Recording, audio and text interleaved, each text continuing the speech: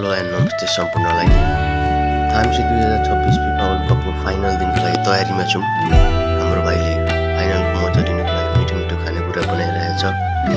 FIFA camp पनि सुरु भइसकेको छ र आज चाहिँ मेस्सीको फाइनल हुनेछ। सरी, मेस्सीको फाइनललाई म चाहिँ पोर्चुगलको थिएँ, तर पोर्चुगल आउट भइसकेपछि म चाहिँ लिस्बनको सपोर्टमा साथीभाइहरूलाई मजा लिनको लागि क्याम्पको बसिसकेको छ।